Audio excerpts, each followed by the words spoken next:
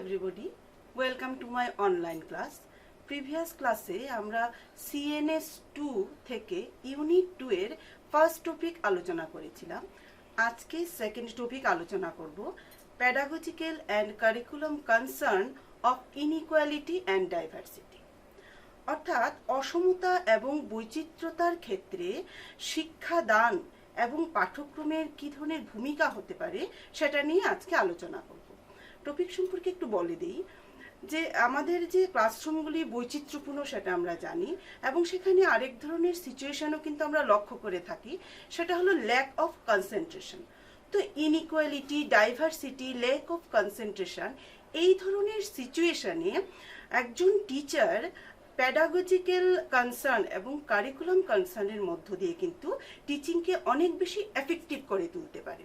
তো প্রথমে আমরা জেনে নেব হোয়াট ইজ প্যাডাগজি। আমরা জানি যে টিচিং ইজ অ্যান আর্ট, এবং প্যাডাগজি হলো আর্ট অফ টিচিং, বা বলা যেতে পারে সায়েন্স অফ টিচিং।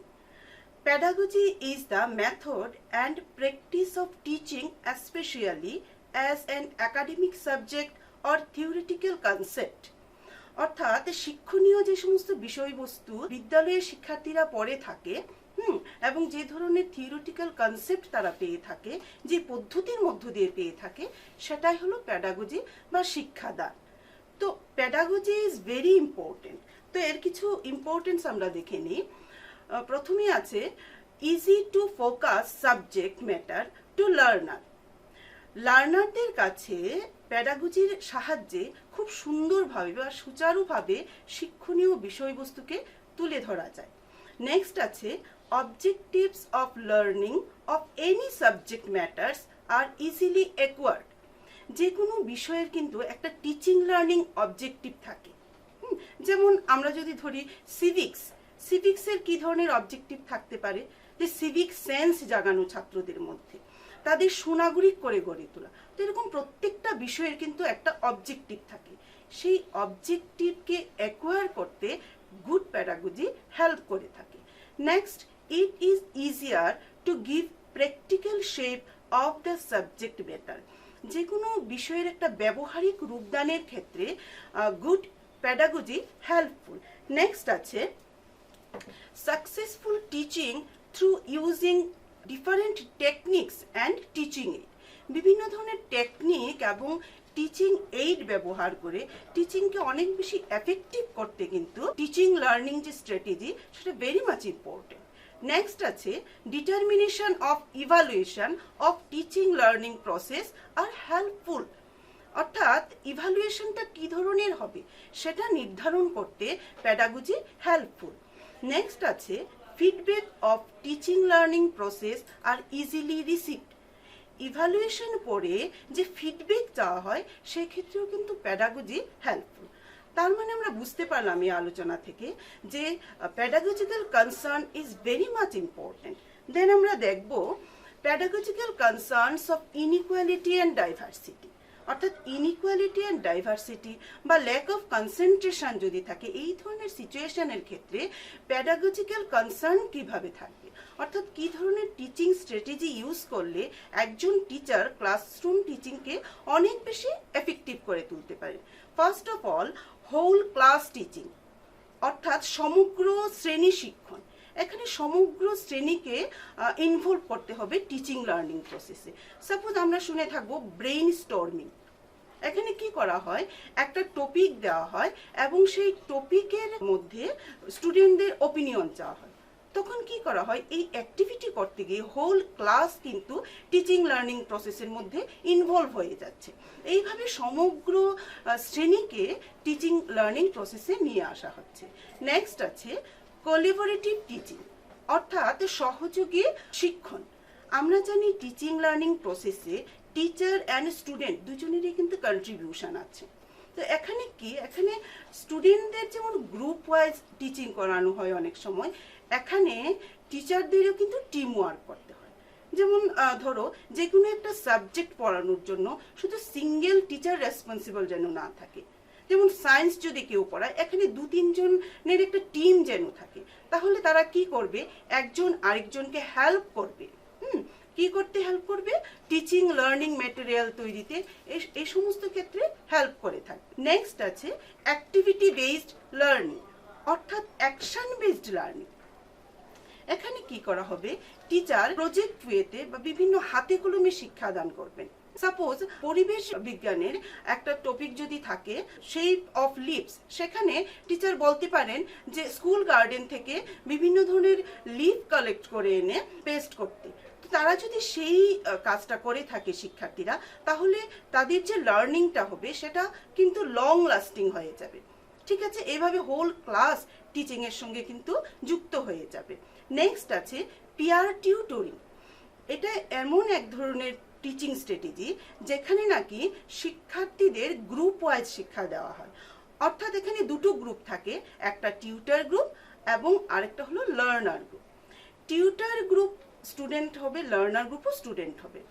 যে গ্রুপ টিউটার গ্রুপ তারা একজন একজন করে এসে এখানে টিচিং করাবে এবং লার্নার সেগুলি শুনবে, এবং পরবর্তী সময় লার্নার গ্রুপ টিউটার গ্রুপ হবে এবং টিউটার গ্রুপ লার্নার গ্রুপ হবে। এইভাবে করতে গিয়ে স্টুডেন্টদের মধ্যে কিন্তু স্টুডেন্টরা অনেক ইন্ডিপেন্ডেন্ট হয়ে ওঠে এবং তাদের কনফিডেন্ট অনেকটা বেড়ে যায়। ঠিক আছে, এবং টিচারও কিন্তু বুঝতে পারে যদি তাদের কোনো গ্যাপ থাকে, তো সেই ক্ষেত্রে টিচার আরো বেশি এফেক্টিভ টিচিং দিতে পারবে। নেক্সট হলো কোঅপারেটিভ লার্নিং, অর্থাৎ সমবায় শিক্ষণ। এখানে কি করা হয়? মিলেমিশে কাজ করা হয়। এই মিলেমিশে কাজ করতে গিয়ে সক্ষম এবং অক্ষম ছেলে এবং মেয়েরা মিলেমিশে যখন কাজ করে একটা সোশ্যাল এনভায়রনমেন্টের তৈরি হয়, অর্থাৎ তাদের মধ্যে সোশ্যালাইজেশন গ্রো করে। তো এই ধরনের টিচিং স্ট্র্যাটেজিতে যেমন সোশ্যালাইজেশন ডেভেলপ হয়, তেমনি তাদের মধ্যে একটা শৈক্ষিক নিপুণতা অর্থাৎ লার্নিং স্কিল তৈরি হয়। কিরকম? যেমন প্রশ্ন করা, উত্তর দেওয়া, শ্রবণ, দর্শন, এই ধরনের কিছু লার্নিং স্কিল তারা অর্জন করে থাকে। তো আমরা নিশ্চয়ই বুঝতে পারছি ইনইকুয়ালিটি এবং ডাইভার্সিটির ক্ষেত্রে pedagogical concern is very much important. Next আমরা জানবো কারিকুলাম কনসার্ন। সবার আগে জানবো what is curriculum. The curriculum refers to the lesson and academic content taught in a school or in a specific course or program. অর্থাৎ বলা হয়েছে যে শিক্ষণীয় বিষয়বস্তু আছে সেগুলি হলো পাঠ্যক্রম, যেগুলি এবং কিছু স্পেসিফিক কোর্স বা প্রোগ্রাম, সেটাকে বলা হয়েছে কারিকুলাম। নেক্সট আছে the term curriculum typically refers to knowledge and skills of students are expected to learn, which includes the learning standard and learning objectives they are expected to meet. অর্থাৎ এখানে বলা আছে যে যে সমস্ত জ্ঞান এবং দক্ষতা শিক্ষার্থীরা অর্জন করে শিক্ষণীয় বিষয়বস্তু থেকে, সেগুলি হলো পাঠ্যক্রম, এবং সেই জ্ঞান এবং দক্ষতার পরিপ্রেক্ষিতে তারা যে লার্নিং স্ট্যান্ডার্ড অর্থাৎ শিক্ষণের মান এবং লার্নিং অবজেক্টিভ অর্থাৎ শিক্ষণের যে উদ্দেশ্য অর্জন করে, সেটাকে বলা হচ্ছে কারিকুলাম। নেক্সট হলো কারিকুলাম প্রসেসের ক্ষেত্রে টিচারদের কিছু রোল আছে, অর্থাৎ কারিকুলামকে অনেক বেশি ইন্টারেস্টিং করতে গেলে টিচার কি কি ভূমিকা পালন করবে। প্রথমে আছে ওয়াইড ভ্যারাইটি অফ টেকনিক্স, অর্থাৎ বিভিন্ন ধরনের টেকনিক ইউজ করবেন কারিকুলামকে ইন্টারেস্টিং করে তোলার জন্য। Next, through delivering content in creative and impactful ways, বিভিন্ন ধরনের ক্রিয়েটিভ এবং ইম্প্যাক্টফুল ওয়েজে কন্টেন্টকে ডেলিভার করতে হবে, হ্যাঁ, কারিকুলামকে ইন্টারেস্টিং করে তোলার জন্য।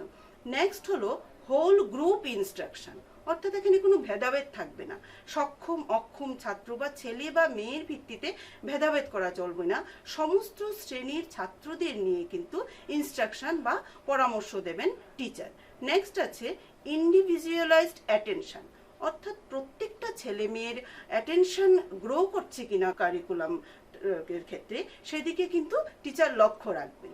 নেক্সট হলো experiential education and using a global lens, অর্থাৎ এখানে জীবনভিত্তিক জীবনের অভিজ্ঞতা থেকে কিছু এক্সাম্পল তুলে ধরবেন, যাতে করে কারিকুলাম অনেক বেশি ইন্টারেস্টিং হয়ে ওঠে। নেক্সট আমরা পড়ব যে এই ধরনের ভূমিকা পালন করতে গিয়ে টিচার কি কি ধরনের স্ট্র্যাটেজি ফলো করতে পারেন। প্রথমেই আছে অ্যাক্টিভ লার্নিং, অর্থাৎ সক্রিয় শিক্ষণ। এটার অর্থ হলো যে শিক্ষার্থীদের সবাইকে সক্রিয় করে তুলতে হবে টিচিং লার্নিং প্রসেসের মধ্য দিয়ে, তাদের প্রজেক্ট ওয়েতে পড়ানো যেতে পারে। নেক্সট হলো মাল্টিকালচারালিজম, অর্থাৎ বহু সংস্কৃতি। সেখানে কি করা যেতে পারে, যেহেতু আমরা জানি ক্লাসরুমগুলি মাল্টিকালচার, তো সেই ক্ষেত্রে বিভিন্ন ধরনের ইন্টিগ্রেটেড যে এক্সাম্পল আছে সেগুলি তুলে ধরা যেতে পারে। নেক্সট হলো ইকুইটি মাইন্ডেড ইনস্ট্রাকশন, অর্থাৎ সমদর্শিতা সম্পন্ন পরামর্শদান। টিচার একজন মেন্টর, তো সেই দিক থেকে সবাইকে সমান যোগ্যতা দিয়ে কিন্তু টিচিং লার্নিং প্রসেস এগিয়ে নিয়ে যেতে হবে। সবাইকে সমান অধিকার দিতে হবে, সমান সুযোগ দিতে হবে ক্লাসরুমের মধ্যে, যাতে করে স্টুডেন্টদের মধ্যে কোনো ধরনের পার্থক্য পরিলক্ষিত না হয়, সবাই যেন একভাবে তারা সক্রিয় অংশগ্রহণ করে টিচিং লার্নিং প্রসেসে।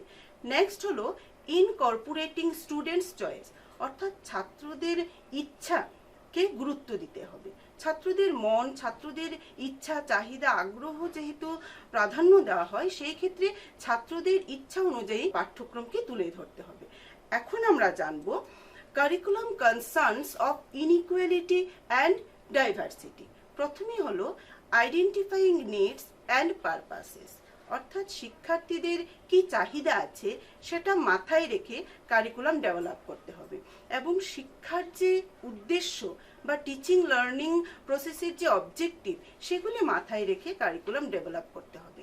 নেক্সট হলো লাইফ সেন্টার্ড কারিকুলাম। এখানে থাকবে সোশ্যাল কন্টেন্ট, অর্থাৎ সামাজিক বিষয়, যাতে কিনা কন্টেন্ট ডেলিভারির ক্ষেত্রে তারা সেটা নিজেদের জীবন কেন্দ্রিক হয়। এরপর আছে লার্নার সেন্টার্ড কারিকুলাম। এখানে থাকবে সাইকোলজিক্যাল কন্টেন্ট, অর্থাৎ মনোবিজ্ঞান সম্মত বিষয়গুলি থাকবে।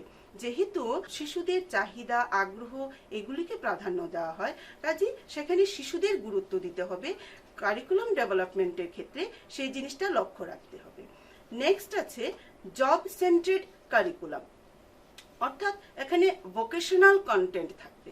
ঠিক আছে, টিচিং লার্নিং প্রসেসের পর জীবিকা নির্বাহের জন্য যেন একটা বৃত্তি বা তারা যাতে জীবিকা নির্বাহ করতে পারে সেই ধরনের কন্টেন্ট যেন কারিকুলামের মধ্যে থাকে, সেটা মাথায় রেখে কারিকুলাম ডেভেলপ করতে হবে।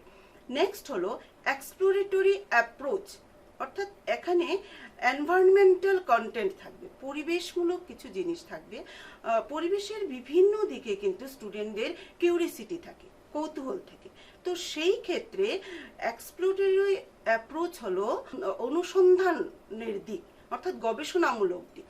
তো সেখানে কি করবে, স্টুডেন্টরা যাতে সেই সুযোগ পায়, সমস্ত স্টুডেন্ট সেই দিকটা লক্ষ্য রাখতে হবে, এবং কারিকুলাম ডেভেলপমেন্টের ক্ষেত্রে এই দিকটা অবশ্যই লক্ষ্য রেখে যদি করা হয়, তাহলে কারিকুলামের প্রতি স্টুডেন্টদের অ্যাটেনশন অনেক বেড়ে যাবে এবং কারিকুলাম অনেক বেশি ইন্টারেস্টিং হয়ে যাবে। নেক্সট হলো ইন্টারডিসিপ্লিনারি অ্যাপ্রোচ।